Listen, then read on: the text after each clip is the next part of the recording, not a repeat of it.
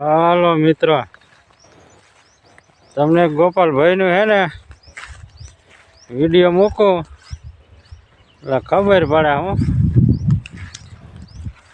હું આ માસી મારો કેટલા પાકિસ્તાનની જેલમાં હે ખબર પડે ને. બધાને ન ખબર હોય તો જે આ તો ઉપરથી લીસ્ટ આવે એટલે ખબર પડે ને. આપણને થોડી ખબર હોય એમાં કેટલા જેલમાં હે ને કેટલા નથી, કેટલા જીવે છે કેટલા મરી જાય એવી કોઈને ખબર હોય? એ તો પકડાણા હોય એના પરિવારને એને એટલાને ખબર હોય, બધાને ન ખબર હોય. કોઈક આડોશી પાડોશી ટુકડા હોય એટલાને ખબર હોય. એ તો આ બધું બહાર પડે એટલે ખબર પડે ને, અડધું ખબર ન પડે. તો પાકિસ્તાનની જેલમાં એવું જ હશે. માસી મારો કંઈક કંઈક મરી જાય એ ખબર નહીં પડે. એ ગોપાલભાઈ કે ઓલામાં 128 હજી જેલમાં છે, બરાબર. ગુજરાતના જ બધા આખા ભારતના કેટલા હોય, પણ આ ખાલી ગુજરાતના જ તે. હવે જો એટલામાં છોડાવી ના શકતા પાકિસ્તાન વાળા આગળ. અને હમણાં પૈસા વાળો બીજા દેશમાં હલવાનો હોય તો 2 દિવસ છોડાવી લે તમારે જોવું ગમે એમ કરીને. પૈસા વાળાને તમે હલવા હોય તો બીજા દેશમાં કાંઈક યુદ્ધ થાય ને ગમે એવું હોય ને એટલે 2 દિવસ હે ને તરત છોડાવી નાખ, એટલો ફેર પડે. એટલે હું મોરા પડે બધે.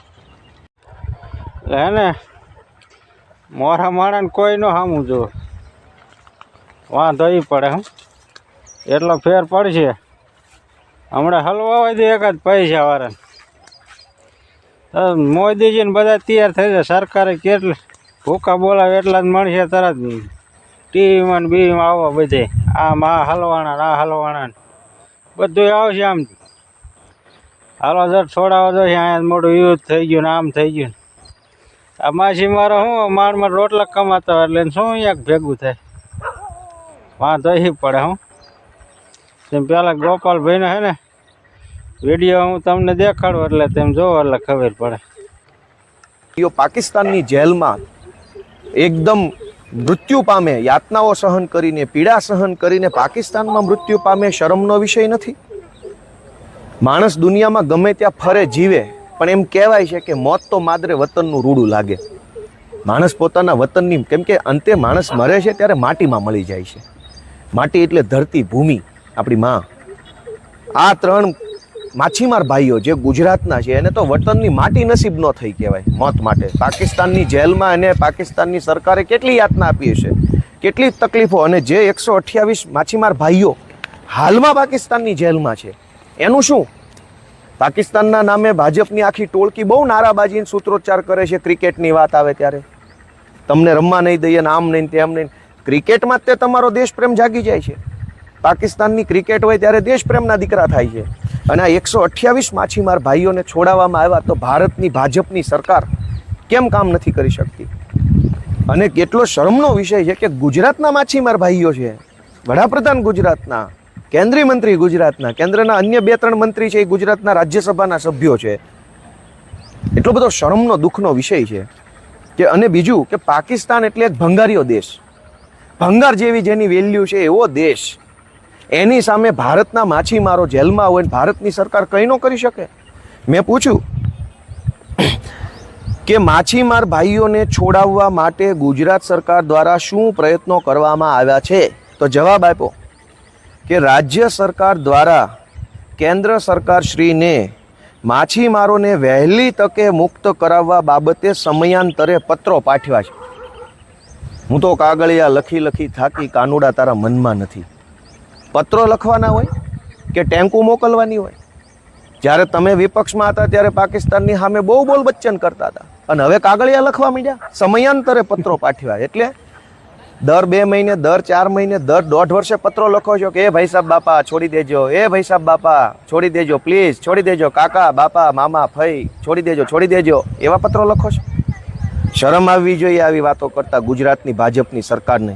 કે હાલો એ તમે સાંભળ્યું ને, શરમ આવી જાય બરાબર, પણ શરમ ક્યાં આવે હે? ઈવડે ના આવતી શરમ આપણને આવે પડે. શરમ આવે તો સારું, તો છૂટી ગયા હોય. એમાં નહીં છોડે હું, એવી શરમ ક્યાં આવે? પાકિસ્તાન વાળાને ના આવતી ને આને કે છોડાવવા વાળાને ના આવતી. એટલે એકાદન શરમ આવતી હોય ને તો છોડી મૂકે હોવા દે. એમાં શાય કોઈને શરમ ના આવતી. અરે જો નામ છે કે અવરું આવે ને તો તરત શરમ આવે હું, તો ક્યાંક ડીલ હરખી થઈ જાય.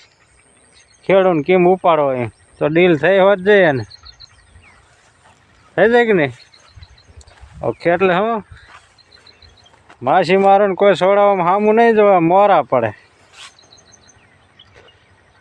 પૈસા વાળા હોય ને તો છોડાયેલા જ થાય. ઓલા યુદ્ધ થયું ત્યારે રશિયાનું ને ઓલા યુક્રેનનું, એમાં ગાયો ગાય નથી કેટલા ને કાઢ્યા, એમ કાઢે હું. ભણવા જે હોય પૈસા વાળા જ હોય ને. માછી મારા શું દાડી કરી કરીને માંડ પૂરું કરતા હોય. એમ નામ તો અહીંયા ભણવાય નથી જવાતું ને. આ પ્રાઇવેટની સાઈડમાં 20,000 30,000 નથી ભરી શકતા. અહીંયા ડેટ ભણવા જઈ શકે, હાલો મોરા માણા જઈ શકે, તેને તરત ન છોડાઈ લે એટલે બધાને છોડાઈ લે. અને એમાં જો જરાક નેતા સારો હોય ને તો તરત ને તરત છોડાઈ લે હું. એટલે વાંધો પડે. તો મોરાને કોઈ સામું ન જોવે. શું મોરાને ભગવાન સિવાય કોઈ નથી. ભગવાને ક્યારેક રૂઠે એને એમાં વાત એમ માવઠું ને બાવઠું બધું આવે, કાં વરસાદ ન આવે, એમાં વાત બધું આવે. ભગવાન તો ક્યારેક રૂઠે પણ આવડત કાયમ હે ને રિયાઈને જ રાખડે. મોરાથી ને કાયમ રિયાઈને જ રાખડ્યા. જો મોરા ન રખડ્યા હોત ને તો સારું હતું.